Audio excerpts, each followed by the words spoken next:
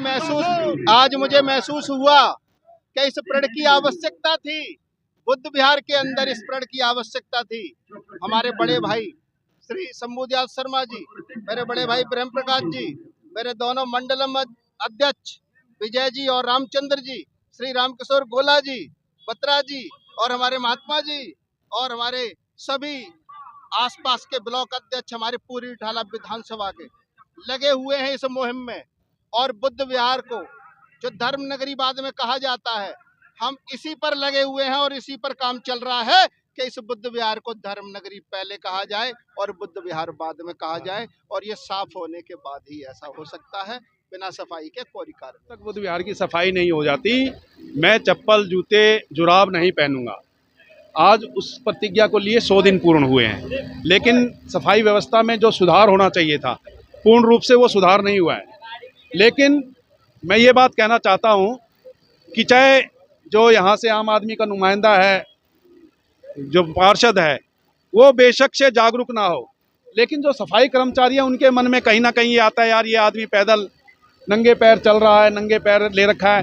तो वो जब ये वीडियो डालते हैं 1:01 पर लाइव, ये जहाँ पे की भी वीडियो डालते हैं, तो कर्मचारी अपनी भावनाओं से कूड़ा उठाने का प्रयास करते हैं, लेकिन पूर्ण रूप से कोई बुद्ध विहार की सफाई व्यवस्था में जो सफाई होनी चाहिए थी उसका कोई ज़्यादा प्रभाव नहीं पड़ा है। इसलिए 100 दिन पर हमने नुमाइंदे को जगाने के लिए आज ये पदयात्रा की थी, और ऐसे ही ये पदयात्रा प्रतिदिन इसी हिसाब से चलती रहेगी, वो लाइव आते रहेंगे। और जब 200 दिन पूर्ण होंगे तो हम कोई ना कोई नया, अगर सफाई नहीं हुई तो चाहे भूख हड़ताल पर बैठें, चाहे अनशन पर बैठें, चाहे इससे भी बड़ी पदयात्रा निकालें, या स्वयं सेवा करके कूड़े को उठाएं।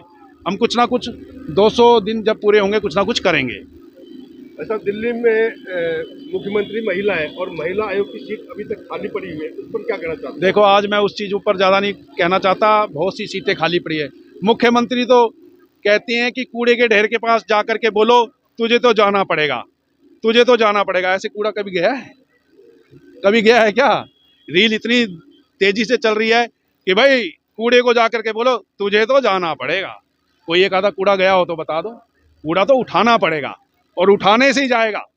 इसलिए हम बुद्ध विहार की जो धर्म नगरी है उसकी सफाई व्यवस्था, जो भी नुमाइंदा है, हमारी तो लोगों से भी विनती है कि वो थैलियां भर भर करके कहीं ना कहीं प्लॉटों में कहीं डाल देते हैं, वो भी जागरूक हों, कूड़ेदान में जा कर के डालें, क्योंकि क्षेत्र में सफाई रहेगी तो पोल्यूशन भी कम होगा, क्षेत्र में सुधार भी आएगा, जनता भी जागरूक होगी। हम तो चाहते हैं जैसे विदेशों में सड़कें साफ होती हैं, ऐसा सफाई करना चाहते हैं। 100 दिन पूरे हो चुके हैं और 100 दिन पूरे होने के उपलक्ष्य में हम एक सांकेतिक पदयात्रा निकाल रहे हैं, जिसमें हम यहाँ के नुमाइंदे को ये बताना चाहते हैं कि बुद्ध विहार साफ होना चाहिए।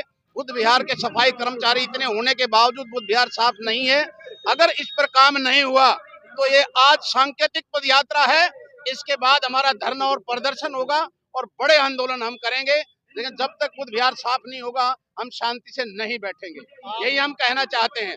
हम इसी माध्यम से, आपके चैनल के माध्यम से, मैं बुद्ध विहार के निवासियों को भी प्रार्थना करना चाहता हूं कि आओ हम एक मुहिम चलाएं, चंद्र प्रकाश जी के साथ लग करके इसकी एक ताकत बने और उस बुद्ध विहार को इस कूड़े करकट से निजात दिलाएं, जिससे मक्खियां पैदा होती हैं, कीड़े पैदा होते हैं, जिसकी वजह से बीमारियां पैदा होती हैं। यहाँ के बच्चे उस बीमारियों से जूझ रहे हैं। यहाँ का एक एक नुमाइंदा जो है, एक एक बाशिंदा यहाँ बीमारियों से जूझ रहा है।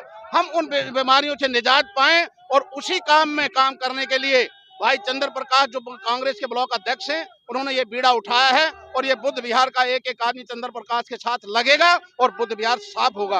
और इस ब्लॉक के बाद, जब इसकी सफाई के बाद हम रिठाला विधानसभा का दूसरा ब्लॉक पकड़ेंगे, उसमें भी यही मुहिम चलाएंगे। हम पूरे विधानसभा को साफ करा के आराम से बैठेंगे, नहीं तो हम आराम से नहीं बैठेंगे। और मैं इसी बात पर कहना चाहता हूं कि चंद्र प्रकाश संघर्ष करो, ये बुद्ध विहार आपके साथ।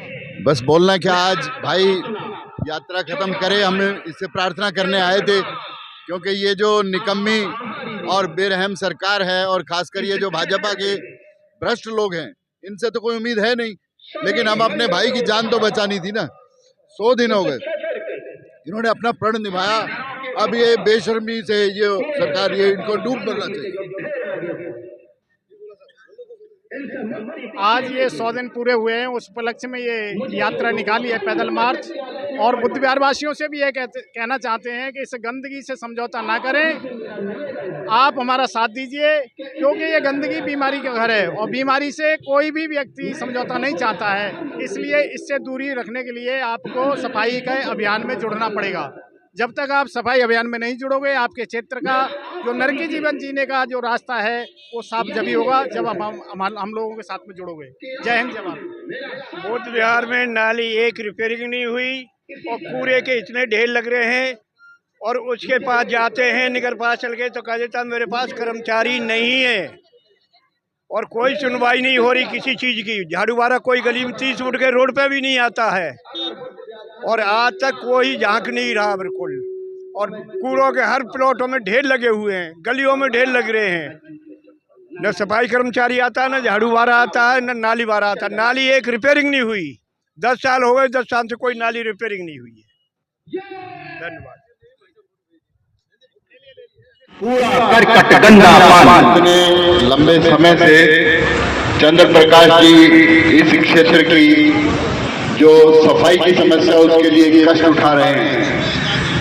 इतनी कड़कती सर्दी के अंदर 100 दिन हो गए हैं इनको नंगे पांव का इन्होंने जो संकल्प लिया था, प्रण किया था, लेकिन ये बेशर्म और बेरहम ये जो एमसीडी और दिल्ली सरकार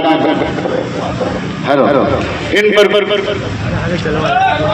हेलो ये गूंगी बहरी सरकार है जो न जाने कब से लोगों को तंग कर रही है। और अब आप देख ही रहे हैं, अभी मैं रास्ते में था तो हालत ये थी कि जैपनीज